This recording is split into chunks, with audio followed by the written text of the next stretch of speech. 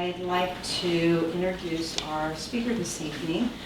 We are extremely happy to kick off the new year with our featured speaker, Lloyd Princeton. He is the founder of a design management company. He has obtained a unique perspective by launching a designer referral program with a significant capital investment, one that has exposed him to over 100 transactions, pitches, negotiations, many losses, and a handful of good wins. Lloyd brings a comprehensive perspective on our industry, one that is only matched by his passion for what he does, helping his clients achieve satisfaction as well as success. Please help me to offer an enthusiastic welcome, one that anyone who has heard him speak knows will be returned in spades. Lloyd, it's a pleasure having you. I like the enthusiastic welcome part. And I was joking with Lana. Anybody who knows me knows I already have a little bit of an ego, so putting me on a platform is just a very bad idea. I'm humbly here this evening because I know that the last couple of years were particularly challenging for everybody, myself included. And while there have been a lot of wins, I think it has not been without a lot of pain. And I think maybe the easiest way to sum up the last couple of years is just we seem to have worked a lot harder for almost, if you did the same, you were treading water, or maybe you just worked harder to make the same amount of money, and it's difficult. There are of course some firms that have done exceedingly well, and there's firms that I know that have made more money, and I also know firms that have gone out of business too. So I think it's been a challenging time. That being said, I feel really privileged to be standing here this evening and able to say that 2013 has been amazing for me. First of all, I can't believe January is almost over. We're already 1 month into the new year, and every single day of this year, something synchronistic and wonderful has happened for me in my businesses, whether in consulting or in the referral program. Deals that were taking forever to come to fruition have closed one right after the other. Deciding what you're worth and charging it is, by the way, my signature presentation. It's one that I've delivered for over a decade now, and the title was intentionally chosen because I think charging what you're worth underscores value, self-value, how you feel about yourself. If you're not feeling good about yourself, by the way, turn around all evening long. This is interesting. So we'll make it 1 hour talk tops.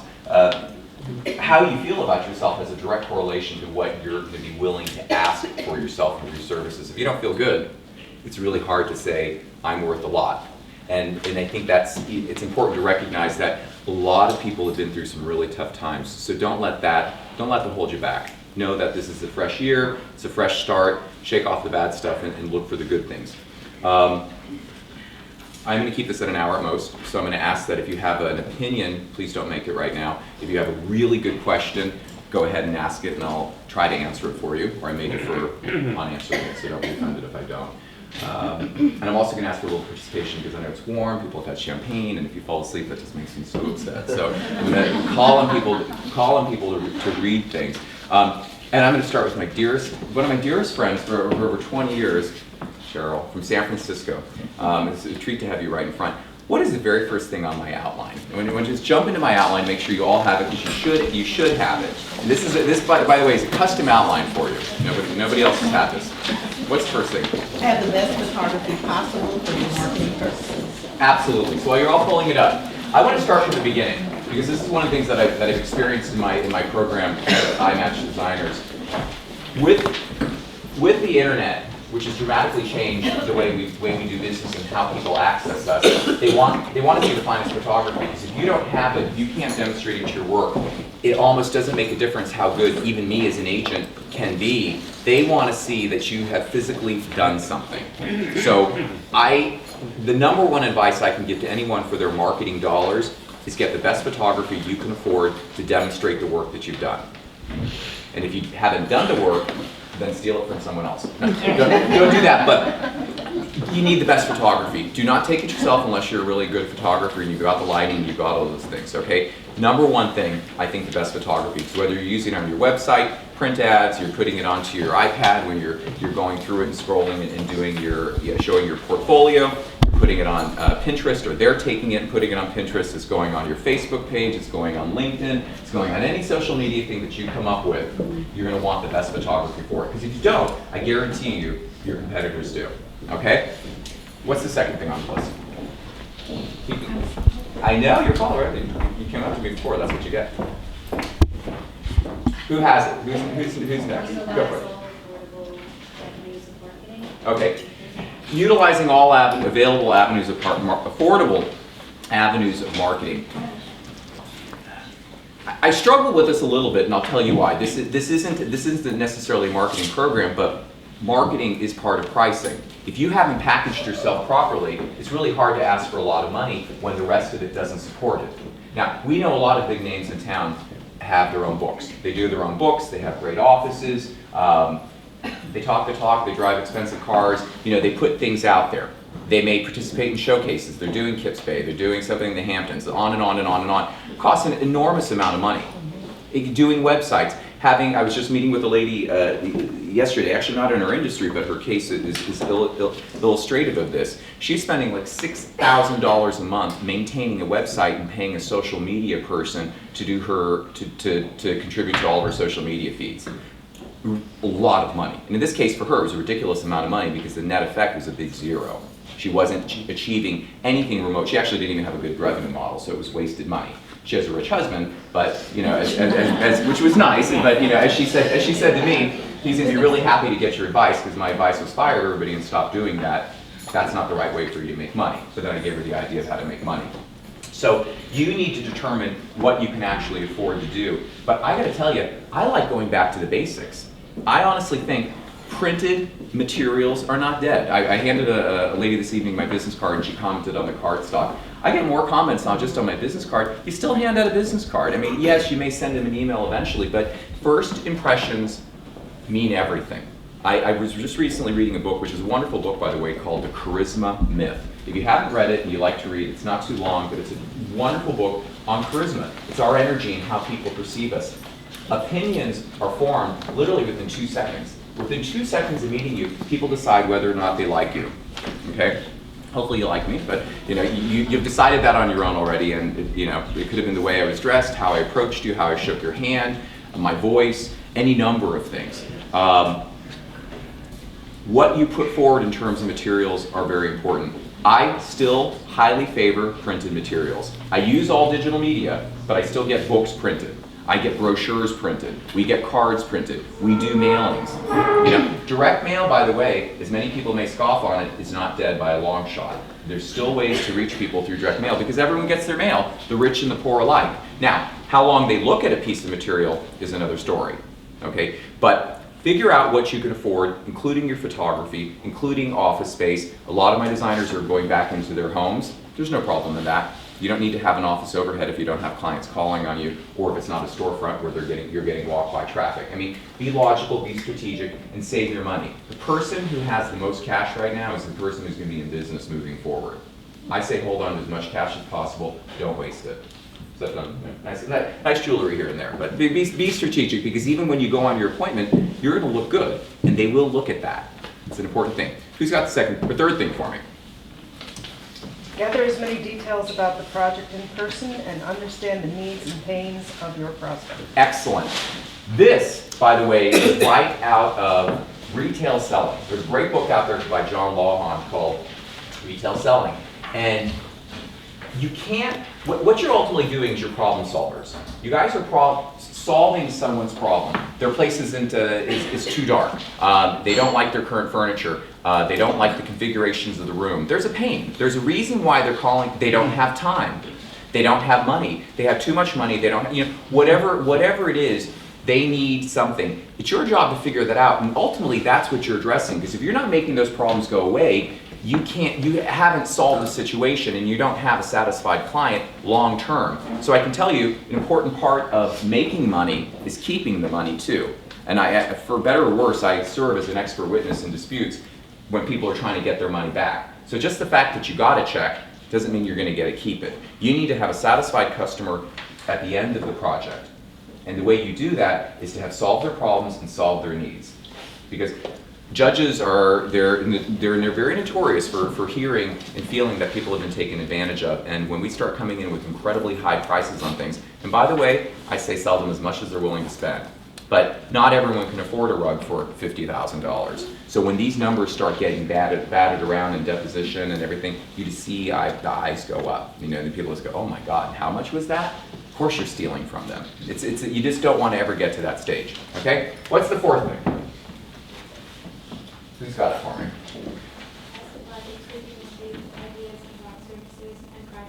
Excellent. What are their preconceived ideas about your services and pricing? Ask them. Listen, if you ask someone a direct question, they'll probably tell you the truth. Usually they don't lie because they can't think of a lie that fast. You know, it really is. So ask them, what hesitation do you have in working with me? Have you worked with a design professional before? If so, how did you pay them? How much did you pay them? Ask these direct questions. There's absolutely nothing wrong with asking a direct question about money, about pricing, about preferences. Why? And my favorite question, why are you hiring me? Why have you come to me? Because oftentimes I think people come and they have a certain level of arrogance to the services, like, oh, I do or I don't really need you. I could do this myself. And you know, it's like, well, if you could do it yourself, then why aren't you doing it yourself? Why'd you call me? And as one of my favorite clients, you know, would always like to push back when her clients were giving her grief over what the cost is of a project, and she happened to be doing landscape architecture, and you know, you'd see some very big price tags. She, you know, remind them, you called me. I didn't call you, you called me. You obviously needed something, I'm providing something to you, okay? Find out where they're coming from, because I guarantee you that's gonna always be creeping up in the future, and it's gonna be in every negotiation, every proposal you put forward. Know where they're coming from the onset, okay? Next, who's got something for me? Don't be shy. Tailor the proposal to these ideas Thank as you. much as possible. Absolutely. What you're not getting from me this evening is one solution. You're not getting a one pricing fits all. You're not going to charge a markup, charge an hourly, charge a percentage of construction, any kind of time and materials, or a percentage over the whole budget, whatever it may be. The answer is yes, it could be all those. Okay? Each proposal has to be customized to the client as well as the project. That means if you're doing multiple projects for the client, the next time you do another project, it may be something different. If someone isn't spending a lot of money on furniture, well, charging a markup isn't going to get you very far. You need to come up with a big design fee, or you need to be charging a lot of hourlies. On the flip side, if you walk into their 5,000 square foot home and there isn't a stick of furniture, chances are you're going to be selling them furniture. Unless they have a resale license and they're planning on, I don't know, what they got cooked up. But you still want to go in with some sort of design fee, and then, yes, you may be able to leverage a markup. And if you know they're talking about expensive furniture, a markup may be your best friend, and it may be the way to make the most money. I can tell you that some of my best clients in town who do millions of dollars a year in their own income, you know, forget the overall business, they're making it off a markup. So a markup is live and well when you have the right client, but it becomes a balance, okay? What's the next one? Who's taking diligent notes for me? Only sell the services required, assuming it is within your desired scope and budget. Perfect. That's excellent, and I'll tell you why. Not everyone is going to be a full-service client, okay? I think a great way in the door is to give them what they need. As long as it's not too, as long as it doesn't dilute the value of your time, as long as you can make money from it. I had a call from a client literally just the other day where he personally wanted a little bit. It might have been a walkthrough, and they were kind of afraid. I said, well, fine. Sell them your hourly, but put a minimum number of hours. Say 5 or 10 hours, and I'll go ahead and take advantage of this, and I'll take a look at it. It's not worth your time to charge them an hour to drive over somewhere and come back and you make an hour. That isn't worthwhile. And oftentimes, we can't always sell them full service. We can't always sell them, you know, full turnkey projects. Sell them what they want, but make it work for you. Do have a minimum. So say, listen, my minimum design fee is $5,000. As long as we can work within that, that's great. Or I had a client that would worked on commission, but would take deposits, and they say we're taking $10,000 or $20,000 as deposit against future commissions, and when you spend it, you'll get your money back. There's always ways to respect and validate your time and to value your time, and still meet what the client's needs are as well. Okay? You don't need to give yourself away, and don't be afraid to say no. Down further on this outline, there's one of my favorite words, which I put in bold, and it's just one word. It's negotiate. It's a negotiation. If you are not willing to walk away from something, chances are you're not going to optimize your fees. Do you run the risk of losing something? Yes. But we've won more bids than not. And remember, the people that you're doing business with made their money by running their own businesses. Most new wealth today has been created within the last 10 to 20 years. It's not, at the beginning of the century, it was 90% of the money in the world certainly in North America, was inherited wealth. It's now completely inverted. 90% of it is made, and most of it's been made in the last decade or two. Well, how did they make it? The old-fashioned way. They made the money, and then they had a big liquidity event. They sold their business at 50 or 60, and they had all this money to do. But guess what? They cut their teeth on negotiating. They do it for a living. They torture designers. They tear off their wings. This is how people.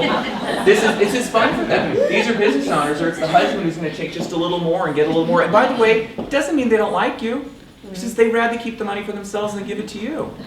There's nothing personal about it, and you just have to. It's kind of hard. You're like, oh my God, they hate me. Well, they don't hate you. It's just that it's what they do, and it's what people do, and I think you're going to see a lot more of it. So get used to it. Just like go in today and go, I'm just going to say no. Unless they say immediately yes to my proposal, it's no. And by the way, don't agree right away. Go, let me think about it. I'll get back to you. I'll email you. Think about it for 24 hours. I guarantee you. If you say no to something in a meeting right now and walk out the door of the meeting, the minute you shut that door, you will immediately go, God, I should ask for this, or I should do it this way. We need time to think, because when we're in the moment and we're emotional and we're going, oh my God, I need this money, I've got to pay for my car payments, my kids, summer camp is coming up, the Hamptons are coming up, we haven't gotten the house yet, my husband, my this, that new dress I want, whatever it is, we're not thinking clearly. And we're all built the same way. By the way, I'm not really a great negotiator for myself. Because I want money too, or I also have needs, or there's something, or and then there's the ego. What do you mean you're rejecting me? Then that's just devastated. So that's it. We're built the same.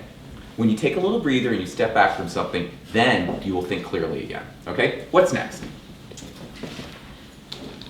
Prepare a contract that can be executed and returned with payment. Absolutely. I'm a big fan of a great letter of agreement. I use a letter of agreement that is in written letter format. It's not complicated. It doesn't have a ton of legalese. My attorneys are fine with it, but it's something that they can read, they can understand, and they can sign, and they can return with a check or a wire transfer, whatever it's going to be, and you have a workable document. I have seen too many variations on the theme of this. I've seen a one-pager that's really kind of more just a purchasing agreement. You give us money and we'll buy you furniture. Well, that's not a letter of agreement. You don't have the boilerplate things. You need to protect yourself. I actually was rejecting a deal for a client. The deal finally just went through. It was one of the deals that just recently closed for a project where the design fee should have easily been 6 figures, and the designer was broke. She actually had no money, and the client was simply a really good negotiator, and had her down to something like 30% of what she had asked for. And I flipped out, not only because she was being undervalued, but I was upset from the fact that she was building a house for her. I said, the liability you're assuming building this house is more than the money that you've agreed to. So we figured out an end run in the contract, and I basically took out all the purchasing and all the hard stuff and put that onto the client just as a way to kind of protect the designer's time. And that has actually, interestingly enough, has gone through. So we did balance it out. But have a great full document that does protect you, that does have all the boilerplate language from photography, from other people's services, all the legalities, arbitration if you're using it or not using it. It should all be stipulated in there. And I'll answer specific questions if you have, but I'm going to gloss over from that. Next. All pricing models are still utilized. You just need to offer the right one. Okay. All pricing models are utilized. What did I say? I'm seeing everything out there. I will tell you, I'm a fan of design fees. I love design fees. I do like hourly. Time and materials is fine. With time and materials, you're always going to be paid. You're going to get your hourly. You're going to get compensated for the material. People are pushing down markups. There was a day when we could get 35%, no problem. I'm seeing them drop down to 25%. I'm seeing people do it for 15%. I'm pushing it back up over that because it really depends on the project and how you're going to be approaching things. But I love design fees. I love having a minimum as a concept fee. We were just talking about a moment before I went on, and the phrase that was used in reference to what you do is intellectual property. What you have up here is what you're selling. You guys are selling two things. your ideas and your time. Your creativity and your time. That's all you're selling. Yes, you're selling some furniture too and you're pushing people's product, but at the end of the day, what you yourself are worth and what you're getting out of it is what you have in your head. You've got to put a value on it. It's intangible, and that's the hard part. You go, how do I charge for that? Well, that's the next presentation. Now, we're going to talk about how you can charge for it, but you have to set a minimum. And how long have you been in business? If you've been in business for decades, what's that worth? You know, if you were charging, like, if you go in right now and say, listen, I charge $300 an hour, and I'm making that up, because I've seen higher and lower in the city and in other areas too. If you're charging $300 an hour, you might go, I'm comfortable with that hourly rate. But if you go in and do a consultation for someone, and you're in there for an hour, and they give you a check for $300, and you walk through their whole house and give them these ideas, well, you know, you can take this wall down, that's not load bearing, you can do this. Oh, this room is so brightened up if you did X, Y, and Z, da, da, da. You give them all these ideas, and like, thanks, great, and they never call you back. I mean, did you really, was that $300 sufficient for what you gave them? I mean, no. It should be a $2,500 consultation. You know, it should be something that's more significant. My minimum consultation is $1,000. It's for an hour. It sounds like a lot, but it's not a lot, because in 1 hour I can solve more problems than you could, you know, we could talk about staffing, pricing, legal issues, how to fire clients, you name it, and I'll probably write the letter for you, you know, in that time. It represents almost 2 decades of experience. That's what I'm being compensated for. That's how it's done. You guys, exact same translation. You should be having day rates that are $2,500 and more for what you're doing when you're out just doing bake. And you're not selling them just 4 hours. You've got to have a minimum when you're doing things. I love package deals. I love bundling things together. You know, I'll give you 2 days. It's $5,000. You know, don't call me after that. But you just made $5,000. You know, that is worth your time. And because you know, it's now we're in the right neighborhood. You can pay a few bills. You move things along that way. What else? And by the way, I will answer any questions about pricing. Just let me just get through the outline. We'll get deeper into this. I promise. Back here, what's the next on the outline? You're sitting there, you're smiling, and ask what it'll take to close the deal. there we go. Thank you. Ask what it will take to close the deal. Okay, people out there are fighting these days. In 2012, through my referral business, I likened what I'm doing now to hand-to-hand combat. People are fighting out there for their money. It's really kind of crazy, and I think you need to go in there. If you want the project, you need to say, what's it going to take? What is it that you're looking for? First of all, back to the basics. Why are you calling me? What do they want from you? I want you to be my designer and do da da da da da da. Okay, good. Remember that. Now go on and say, what's it going to take for me to get your business? What do I need to get your business? Now, it doesn't mean you're going to roll over and play dead. Doesn't mean you're hungry. Doesn't mean if there's any shame in talking about money. But it means, let's just cut to the chase here. What's the bottom line? What's it going to take for me to do this? Well, I want it at X. And then you go, I can't do it at X, but I can do this. Because when you find out what they want, when they articulate it, then you can at least go, well, let me think about that. I can't agree to that right now, but I really do want to work with you. Let me go back to my office, scream, and then I'll call you back. Let me sharpen the pencil, and I'm going to come back and I'm going to take a look at this again. Because then you can think about it. Call me, call anybody. Just but just like go. How can we reposition this? And then what we'll do is we'll massage it. We'll go. Okay, tell you what. You don't want to pay me a 35% markup. You want to do it for 25. Okay, I'm going to accept your 25. Except my design fee is going to go from 10 to 20. I need to increase the bottom line, or I'm going to charge you. Now I'm going to factor in an hourly for putting all the proposals together. Or you're definitely going to have an hourly now when I do the installations. Or any site visits, we're going to charge an hourly, which I'm a fan of anyway. So I'm always a fan of having an hourly in there for things that you can't control. You can't control other yahoos on the project, and how long you may have to stand there. You can control what comes out of your office. The end of the control there. You can't control how long it's going to take clients to make decisions. All the things that are time wasters, I attach an hourly to. The rest can be a fixed fee, that's the design fee, and then we can play with the markup along there too.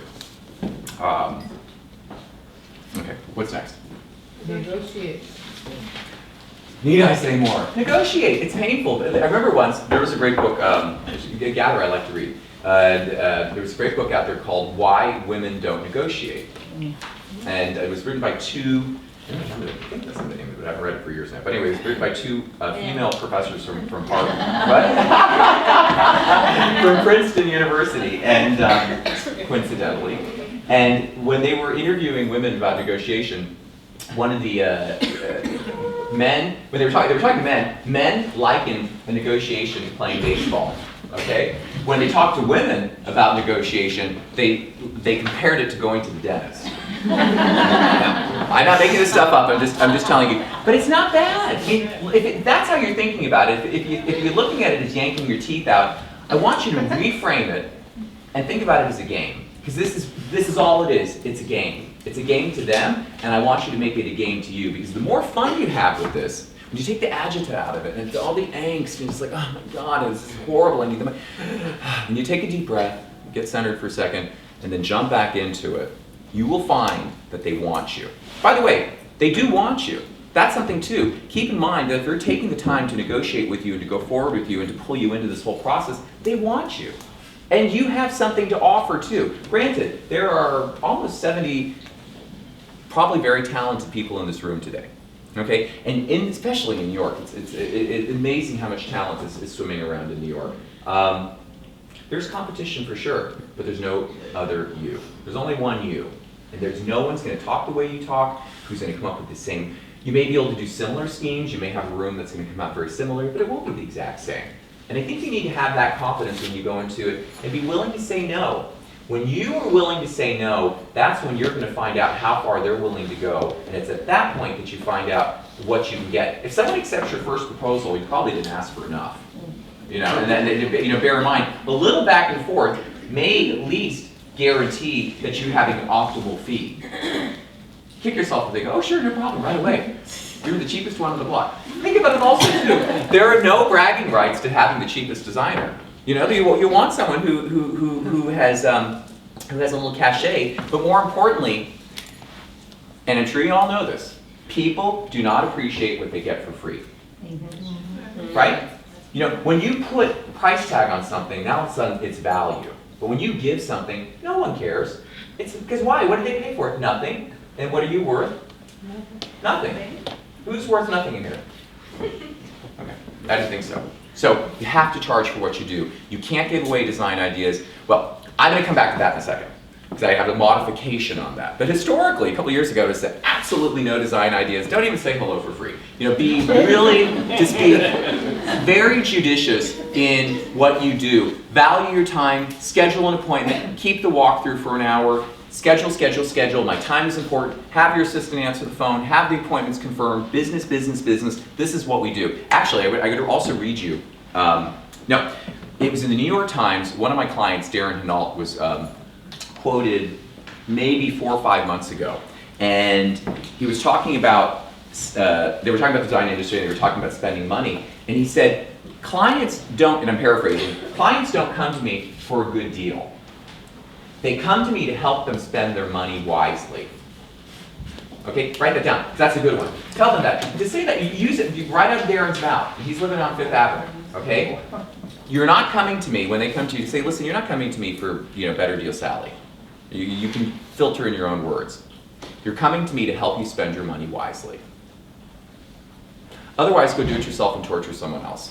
You know, what it boils down to, because when you push that person away, oh, by the way, when you get that little red light that says, I don't trust them, they're going to be a difficult client, they're going to be. You trust yourself in that, and that's the person you don't want to work with. You know, they don't change and they don't improve. We recently had a deal with one of my designers. I feel horrible for her too. But she, you know, we got her a design fee. It was a $10,000 design fee. She went through it pretty quickly. It was maybe in 4 weeks or something. So it wasn't some long drawn out. So she probably ultimately broke even on this.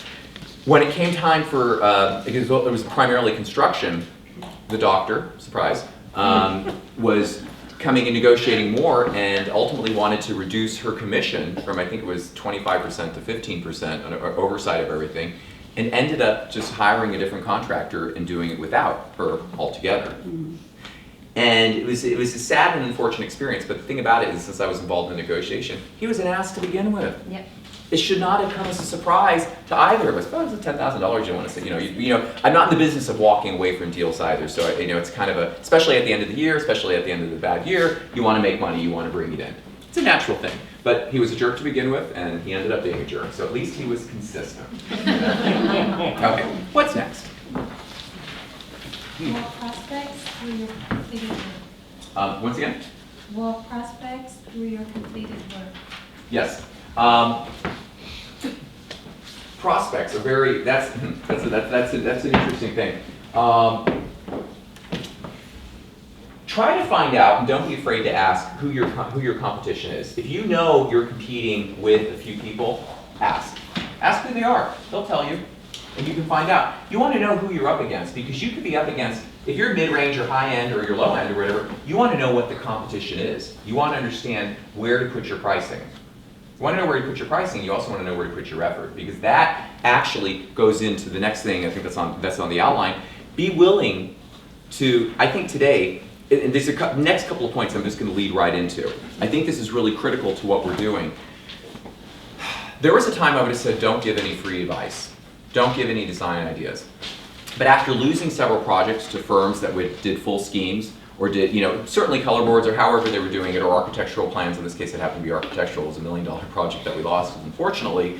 I think you should be willing to spend a fair amount of money to win a project. And I put in here, that is an arbitrary number, but I wanted to at least assign a value to it. Maybe 5% of what you may get for your fees, you should be willing to invest to win a project, because your competition may very well do it. I'll come to you in a second. How do you square that with your earlier conversation that you should charge for the consultation?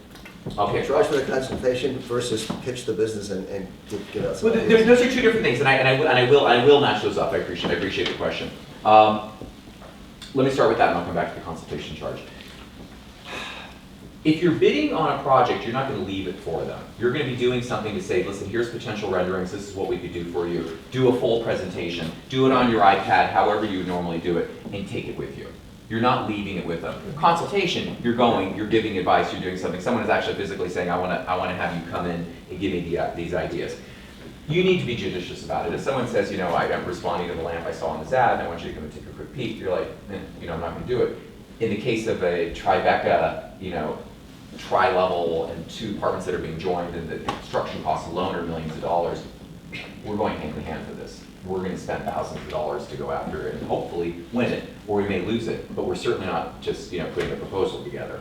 There is a difference, and I think I'm glad you asked that, because it's a really fair point. I think you need to gauge your level of engagement based on the potential value of the project. If we're talking about a really big project, you're going to spend money. I mean, I've had, for when I propose to certain manufacturers because I want their business, we get books bound. We have books with their names on them. We put the actual proposal in there and it gets bound. You go to blurb.com. May cost $100 for the book. I've spent, over $1,000 to prepare it, but that's what I needed to do. But it might be $100,000 in business. So in this case, I wasn't even spending as much as I was potentially advocating you do. So it does depend. And that's the risk you run.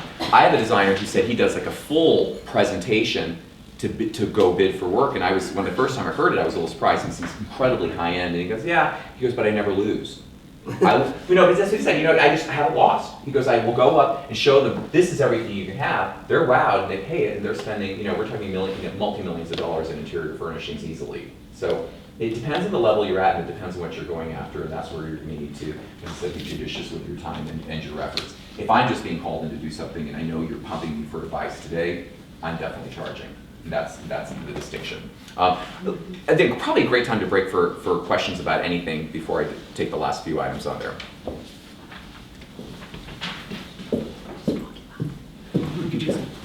Yes. Okay. Yes, please. So with the negotiate part then, Yes. when you're putting together a proposal, should you put a cushion in there for negotiation then? I think that's fair, and it depends also, who your client is. People want a deal, and people want a deal. They want to feel that they get a discount. But on the flip side, I think you need to be very careful with that. So yeah, if you want to add 10% and just to leave a little wiggle room, I think that's safe. Thank you very much, Lana. I wouldn't say if you want to make 100,000 going at 125. I mean, that does put you 25% over what you thought the project should be worth. And if you are in a competitive bidding situation, then you're being forced to lower your prices. You could be forced to lower your prices. Like if you were to fall back to the 100, you've now given them a 25% discount. When you start discounting, like for instance, You go to a store, you go to a Walmart, but you go anywhere and they go, here's $1,000, with the exception of Barney's sample sale. But even then, I question that too, because you look at it, they're saying it's $1,000 sport, actually not even there, it's $3,000 sport jacket or $5,000 sport jacket, and you can get the sample sale for $500. Does anyone just stop and think for a second and go, was it really ever worth $5,000? Just for 2 seconds, humor me. I mean, granted it has a label, and of course I'm gonna still buy it because it has a label, you know, and it's, oh my God, it's 90% off, and it's got the best deal of the century, all those other idiots who paid all this money for it, but you go in and say, I want $20,000 design fee, and then they come back and this and that, and they can't, and all of a sudden it's $10,000. So are you a $20,000 designer or are you a $10,000 designer? I would rather you have been a little more cautious in your pricing and hold your pricing tighter, because unfortunately what you also do is you're now establishing precedent of steep reductions. And is this going to be the last time they ask for something on the front end? No way. It's going to come again and again and again through the course of the project. They will continue to ask for reductions, especially when there's a mistake. That's when it's open season to torture the designer and start asking for discounts. When you do a discount, do it the way I like to do it on my invoices. Put the original price, put in courtesy discount for whatever, and then show what it is. Because at least what you're saying is, this was a $5,000 at least like they leave the label on the code. It's like, God, it was $5,000 because the label says it was worth $5,000, you know, the price tag. And then it got, you know, discounted. At least put on your invoice that you have discounted something. Or like when I do a proposal, if I get, even in my contract, if it was $5,000 and I knocked off 10%, I'll put a line through on the 5,000 and put 4,500 next to it. So they know I did charge 5,000 originally. People don't appreciate, that's another thing too. Never just do something, say, oh, no problem, I won't charge you for that. And I'll just do a no charge, and you don't bill them any hours. Send them an invoice for 3 hours with no charge on it, so at least you can document it, because at the end of the project, when they go, well, you nickel and dime me on everything, then you can go back, well, yeah, no, I don't. I gave you 3 hours over here, and I didn't charge you for this, and I discounted this. Because they forget. They forget the good things, and when it's heated and emotional, you forget it. You can't go, well, I know. No, you have to prove it. The burden of proof goes back to you with your paperwork and everything again and again and again. Promise you that. And by the way, judicious, I wish all the technology that we have would drive away the paper that we have to work with. I unfortunately just haven't found a good method for it. And having, as I said, served in several disputes on both sides, boy, when it comes time for discovery and they're pulling up reams of paper, everything gets printed out, emails, proposals, the little notes on the thing when you took a kickback from the rug manufacturer, it all gets found. And paper, so keep a good paper trail today. It's not the worst thing in the world. As much as you think you have it backed up on a disk somewhere, not going to help you. Because then when it comes time to retrieve things, you'll spend forever trying to get it out. Let's keep good files today. Other questions? Yes, please. You had mentioned that your preferred method of billing is doing a design fee. So are you referring to, is your definition of that a fixed fee, or is it an hourly rate with maybe an estimation of what you think it's going to cost? That's in the book. It's a great question, but I'm going to give you the answer too. It is in the book. I have a whole formula that they cleverly came up with that. Earlier I said that everything you do is based on two things. Do you remember what those are? What are you selling? Ideas and Value. ideas and Thank you very much. Ideas and time. So when it comes time for a design fee, you need to know how much time it's going to take you that you're planning on investing in doing it. But that's your multiplier. Keep it in your head. If it's taking you 10 hours to do something, you have a multiplier of 10. If you charge $200 an hour, you could say, fine, that's $2,000. I wouldn't charge a design fee just my hourly times the number of hours I anticipate taking it. I would do hourly times the number of hours I anticipate, and then I do a multiplier of 3 to 6 to come up with a design fee, because you need a premium.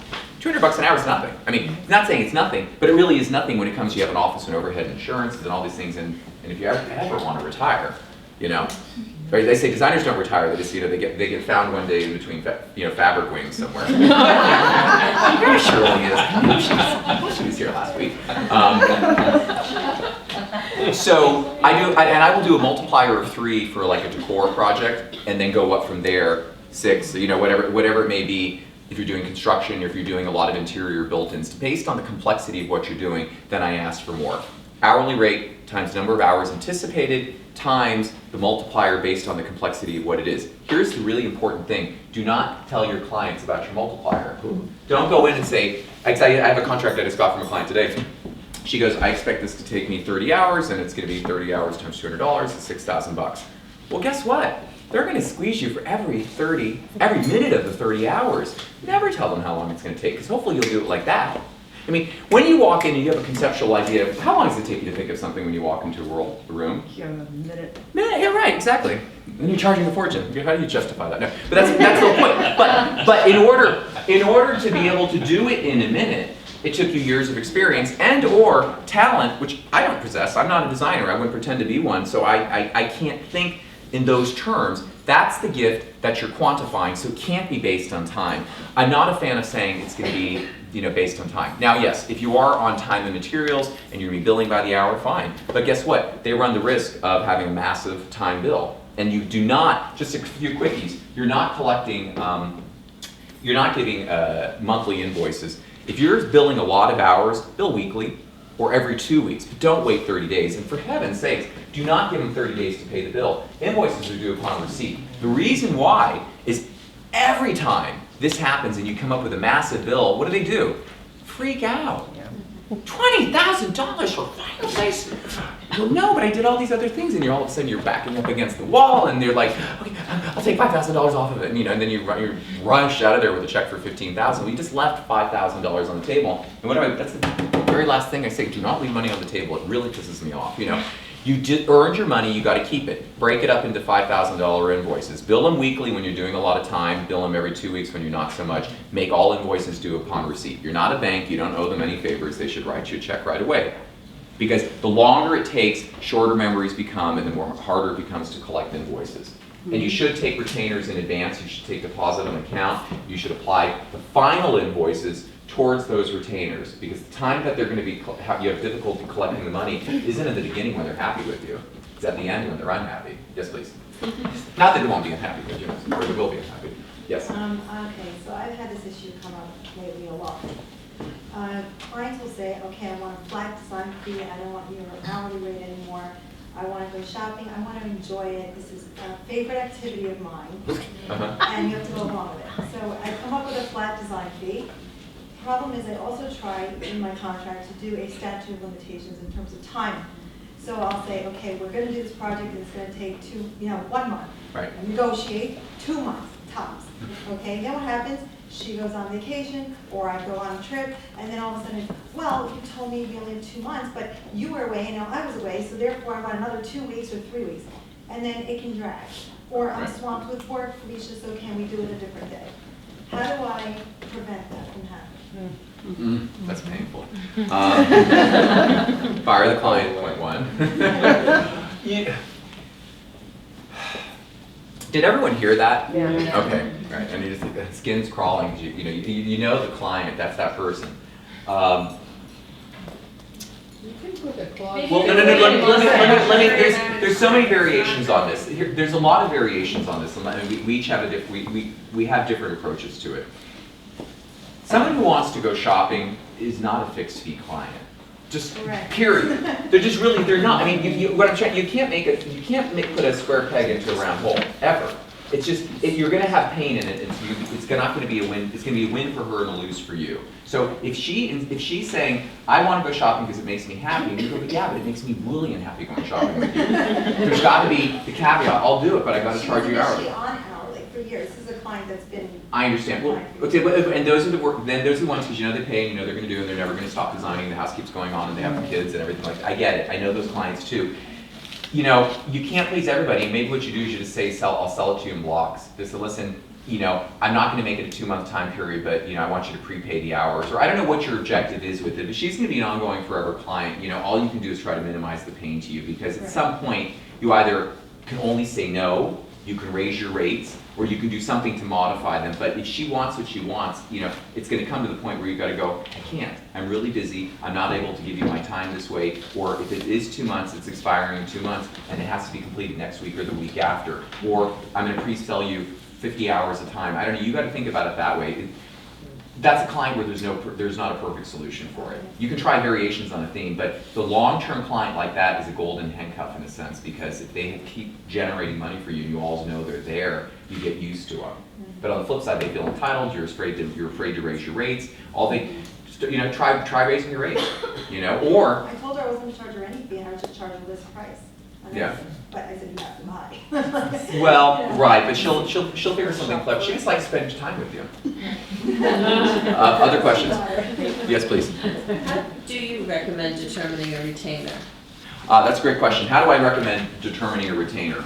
I like to suggest upwards of 2 weeks of your time up front. So, if you're anticipating anywhere from $5,000 to $10,000, I mean, that should be, that's what you should ask for in advance. Now, if you're doing a design fee, by the way, is different than a retainer. If you're charging a design fee for the project, that's their design fee. When it comes time to actually go shopping and you're asking for a retainer, which are going to be held at the end, maybe you'll take that at the purchasing, then you may just take something which could be appropriate for, whatever your building cycle is, because you don't want to be left, holding the bag on anything. Well, I always sort of take like the last 20% and then I reduce it a little so they don't feel like, oh, well, I'm already paying. That's fine. 20%. Listen, Yeah. it's better than doing nothing. There's no right or wrong with it, but I've always averaged 2 weeks. I would just say if you have something, something on account, hold it to the final invoices.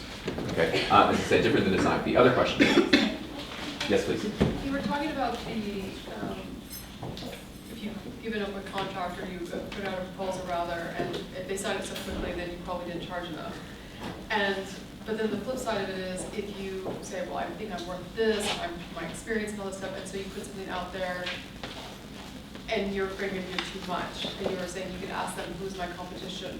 How, because you might know who your competition is or who they are, but you maybe don't know how they charge. Right. So where's the middle ground? Or if you put it out there and you're afraid, especially in the last 2 years that we've had, it's like, people have reduced their fees in order to get Sure. your project that they normally wouldn't have lowered the price. So let me answer that question for you. I think a fair way to answer that question before you actually put the proposal forward is to say, what is it that you're looking for, in the services, back to again, what do you want from me? What is the service that you want me to provide? And what is it that makes them, what matters most to you in this proposal? Is it charging for my time? Is it based on furniture? Ask if they have past experience too, because listen, if it's a client who's worked with designers before, they will tell you, yeah, I did work with a designer, she did this, and they'll go yes or no, it worked well or it didn't work well, and we want something like that. Then, one of the things in here is don't recreate the wheel around them. A lot of people who have money to spend today are people who've already worked with designers. They're usually not like first time. Occasionally they are, but usually they're not. They've already done it. Find out what they did and ask how that worked. Just not how much, just how it worked. Don't recreate the wheel. Try to have as few new variables as possible in your proposal. If you know who your competition is, look at their website and you find out the name, call Lana. Call somebody in the industry. Call a showroom and say, do you know this designer? What do you know about them? I mean, you can, within 20, 30 minutes, you could do a little due diligence on that firm just to get a sense of who they are or how they are. Call a rep that works with them. I mean, if you really want to start doing a background check, you could actually, there's enough people in this industry, it's very small, you will find out this information so you can get a sense of where you're going. I do think though that you can also, road reps or people like that are really great people to talk to too. Be friends with your reps because they know a lot of times what designers are charging. And they can say, yeah, on average it's X or on average it's that, so that you can come in. I would rather you come in just a little higher than lower, because you can't go up, but you can always come down. So, yeah, and once again, is it a little gray? Sure. Is it a bit of a guessing game? It is. But, yes, people have lowered the rates, but have you lowered your services? You're not providing less services. Have materials costs come down? No. If anything, things have gone up. Things are not cheaper. Just because there's been a recession doesn't mean things have been cheaper. And by the way, these rich people are still rich.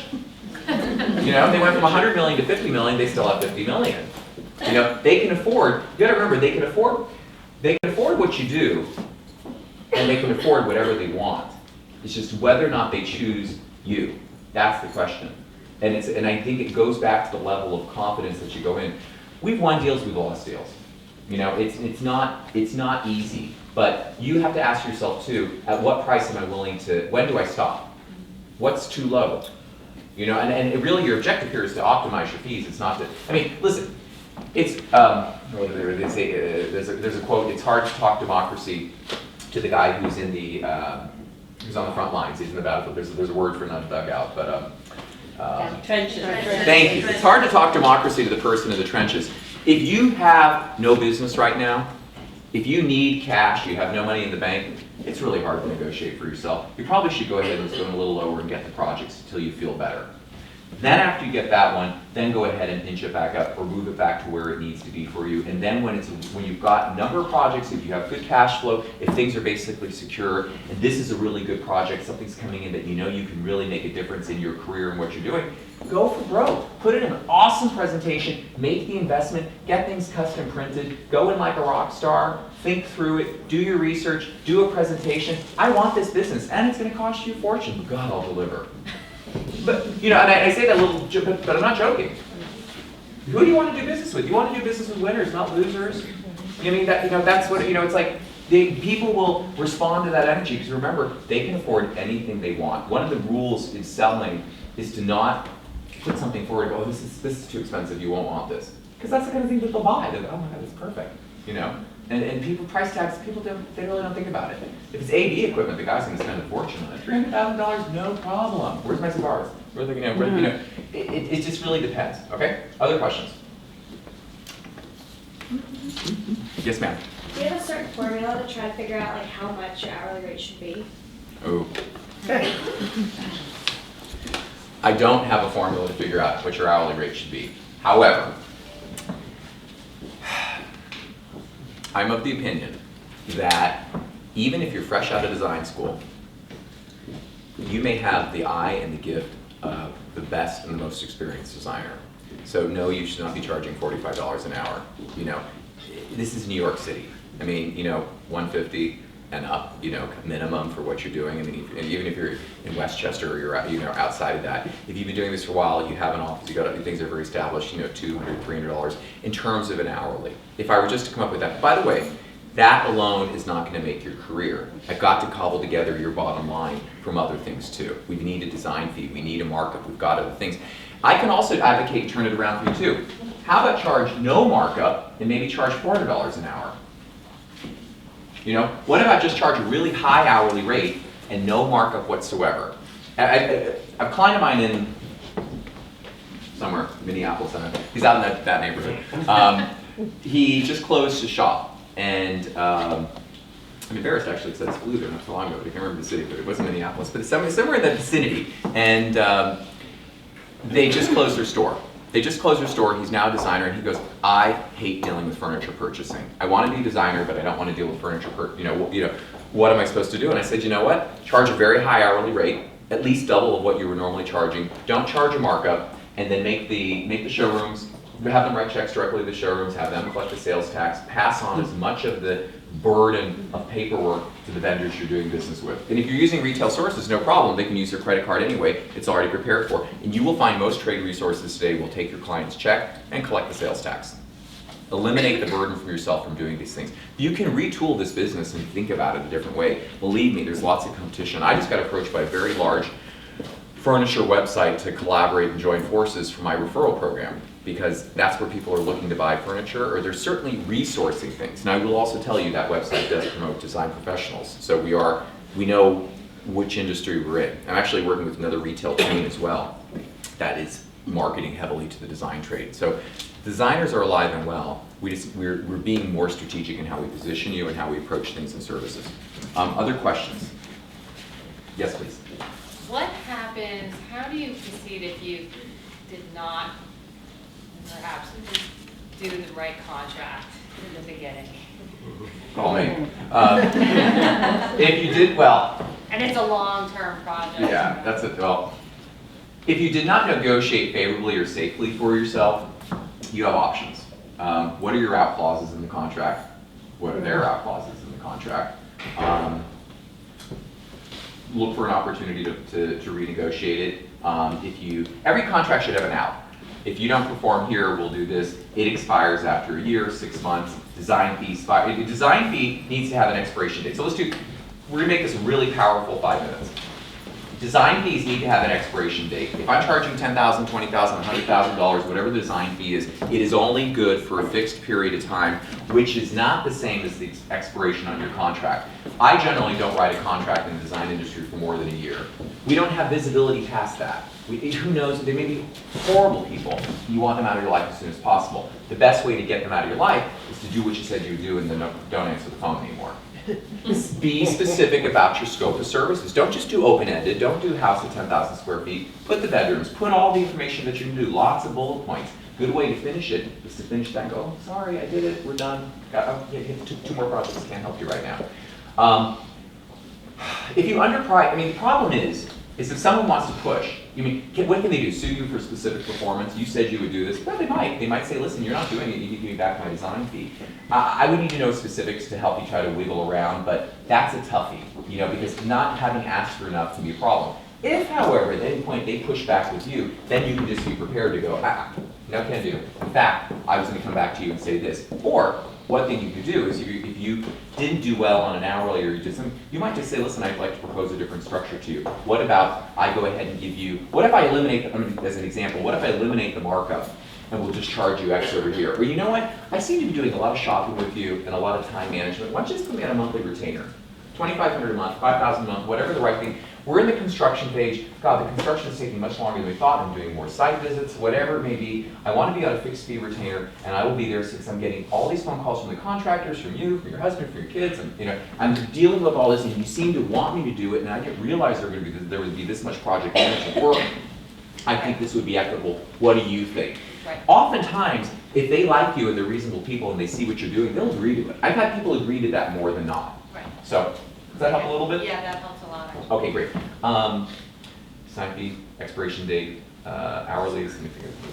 So I have a question. Yes, please. Design fee, you can say, all right, I'm doing this one room, here's my design fee, and it expires in a year. And for unknown circumstances, they just can't make a decision in a year. Or they start to float to other rooms or whatever. So Okay, you just let have to say- me hit that. Zero design fee will ever be good for a year. Promise me that was a mistake. The contract expires in a year. Your design fee is going to expire a lot sooner than that. One room, 30 days. Yep. Make your decisions, and if it expires, I'm sorry, it expired. Oh, you were sick. Okay, fine, I'll give you a week.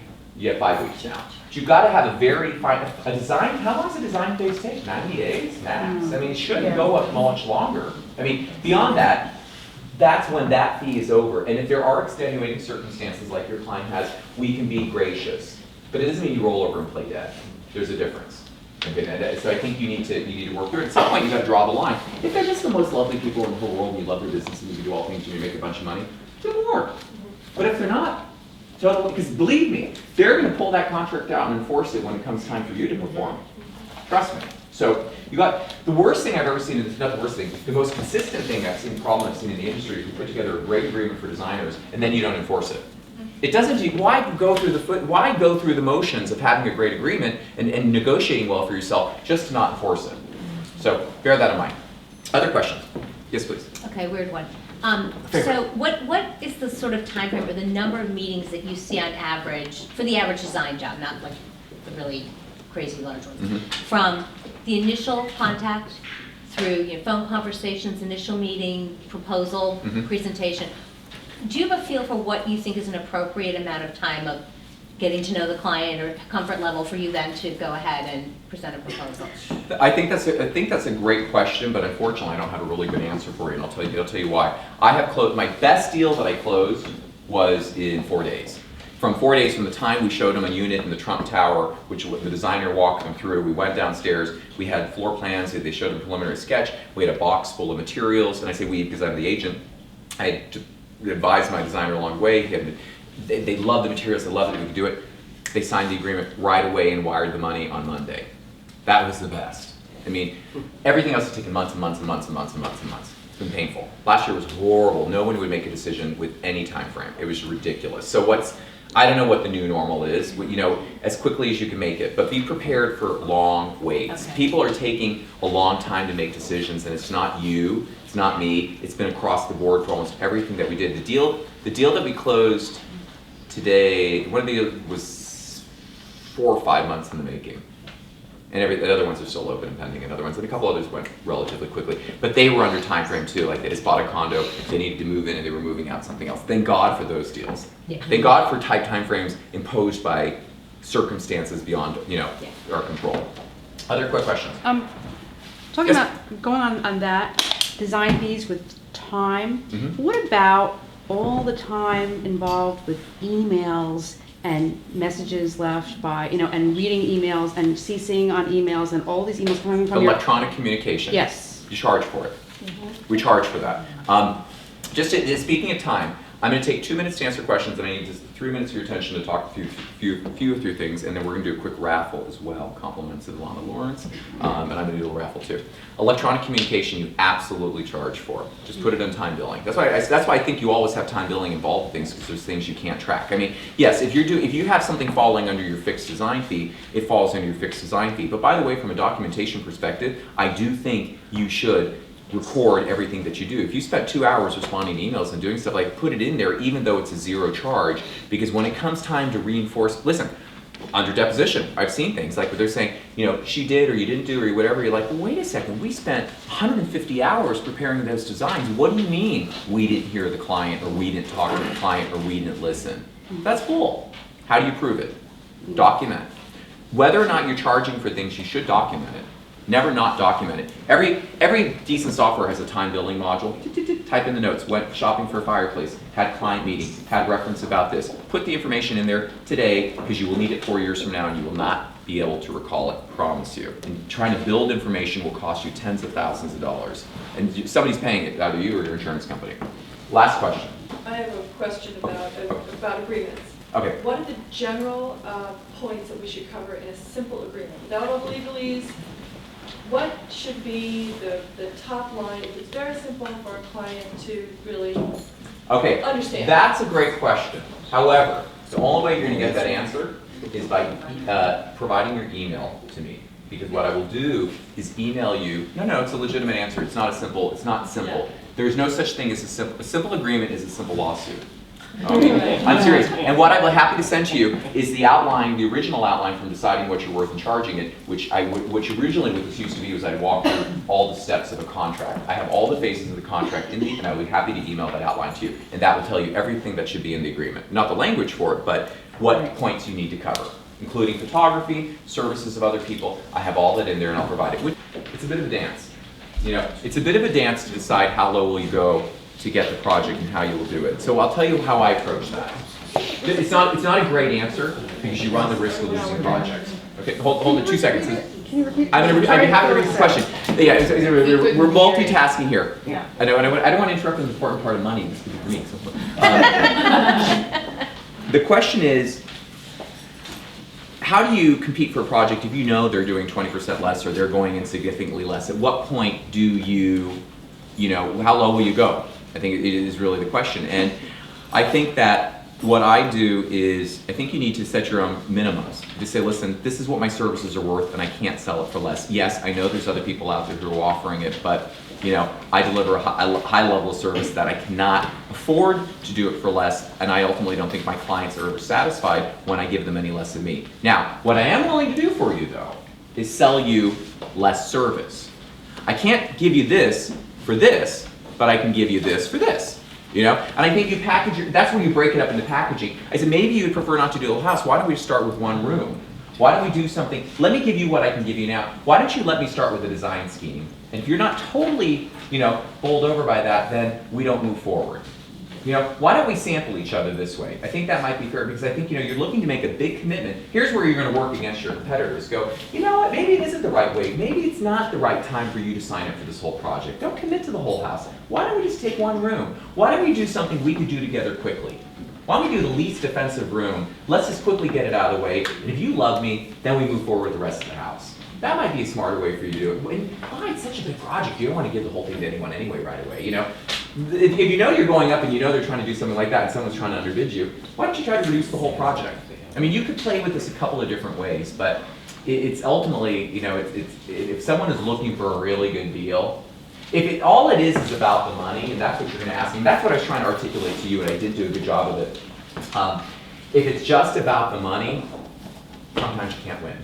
And by the way, is that the client that you want? I mean, if you have no business, you want them. If you have business and you can afford to ride it out a little bit, then you need to hold your ground. And it is a negotiation, it is a bit of a dance, and I know it's kind of icky and it's hard, and I don't like it either. It just is what it is. Sometimes I have really great wins, and I've had some really big losses too. Such is life and business. Is a question about form or something else? Okay, so, but let me be, just in all fairness, because I know people have to go too, I want to really thank you for your time and attention this evening. I know it's to get the first out of the gate to come and be able to present to you, so I'm kind of honored to be here. And I hope I was able to answer a lot of your questions and give you a little bit of fuel to take advantage of a really great year. So on that note, let me thank you very much for being here tonight. Thank you.